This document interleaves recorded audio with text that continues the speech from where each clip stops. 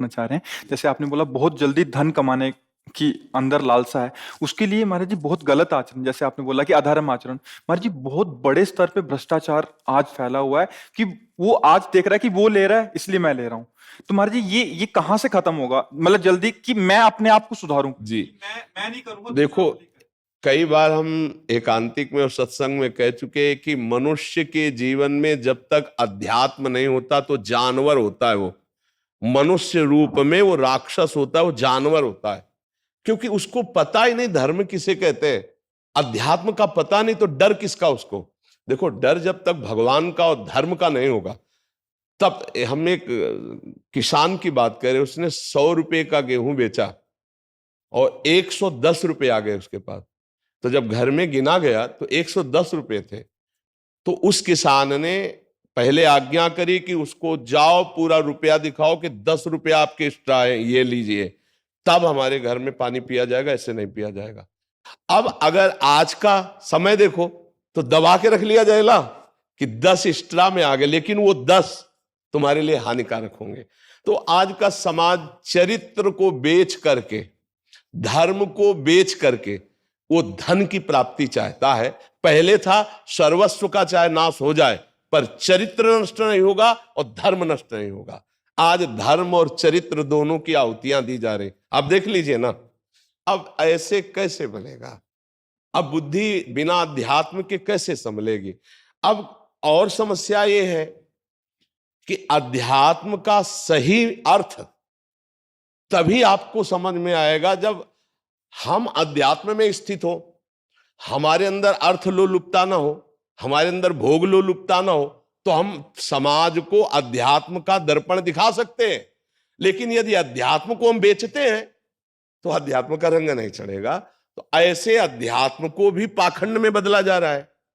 अब उसका सुधार नहीं हो सकता। सुधार सत्य मार्ग में चलने से ही होगा, और सत्य मार्ग में चलना तभी आएगा जो सत्य मार्ग में चल रहे हैं उनका अनुसरण किया जाए। अब बड़ा कठिन है सत्य मार्ग में चलने वाला मिलना।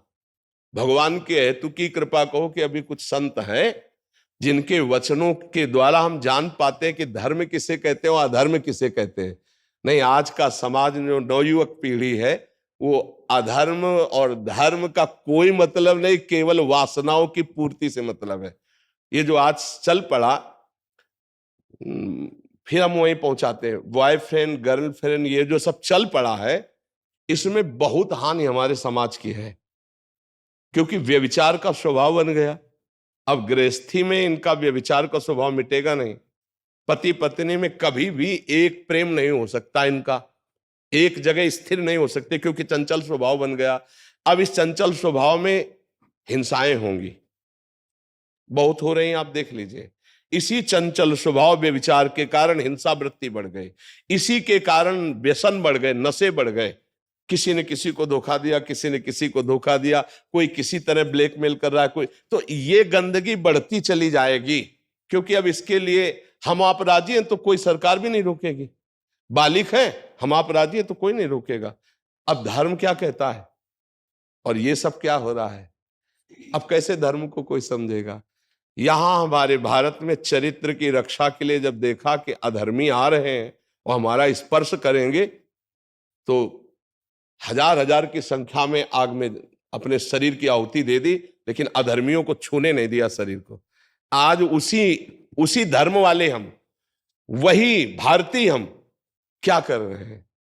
क्या कर रहे हैं? जरा विचार करके देखिए। बोले इससे ब्रेकअप हो गया, उससे मित्रता हो गई, उससे ब्रेकअप हुआ, उससे मित्रता हुई। थोड़ा सभ्यता की भाषा में बोल रहे हो, जरा गांव की भाषा में आके बोलो, इसको क्या कहोगे आप? अब वो चरित्र भला तुम्हारा जो नष्ट हो गया वो तुम्हारी बुद्धि को अशुद्ध कर देगा, अब तुम्हें आगे कैसे बढ़ने देगा? अब तुम परोपकार करोगे? नहीं।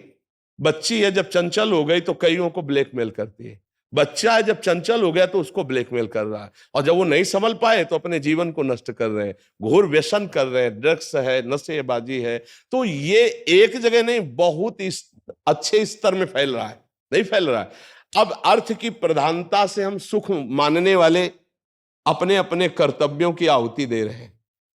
पद में है, बचा सकते हैं निर्दोष को, लेकिन पैसा दोषी से मिल चुका है तो निर्दोष फंसेगा और दोषी मुझ में ताव देकर घूमेगा। तो अब जब वो धन जाएगा उनके यहाँ, तो उनके घर में हाहाकार मचाएगा, और वो यहाँ के खड़े होके रोते हैं, जिनको तुम बहुत बड़े पदाधिकारी समझते हो और बहुत सम्मान होता है। वो जब एकांत में यहाँ होते हैं ना, तो ये लोग जानते हैं कि कितने मोटे आंसू और कैसी उनकी भाषा निकलती है। तब लगता है कि भगवान, सत्य पे चलने वाला ही सुखी होता है। अगर थोड़ा भी असत्य जीवन में है तो कोई गुंजाइश, फिर बाद में जैसे आपको पश्चाताप भी होता है ना, तो स्वभाव चूंकि गंदा हो चुका है, तो थोड़ा पश्चाताप हुआ फिर उसी में गिरना पड़ेगा। महाराज जी, अभी क्या हो गया, जैसे आपने बोला सत्यता पे चलना, अभी कुछ आपका सत्संग या महापुरुषों की वाणी का अनुसरण करते हुए सत्यता पे चलने का भी प्रयास करते हैं, तो ऊपर नीचे इतना हो चुका है महाराज जी। कितने सारे तो हमारे आगे उदाहरण आते हैं, आपसे आके रोते हैं। एक ऑफिसर बोले थे कि आपके कथनानुसार चल रहे हैं तो निलंबित होने का अवसर आ गया है। आपके कथनानुसार चल रहे तो निलंबित होने का अवसर आ रहा है। अपने से बड़े अधिकारियों कह रहे ऐसा करो, नहीं करोगे तो मैं तुम्हें निलंबित करता हूं।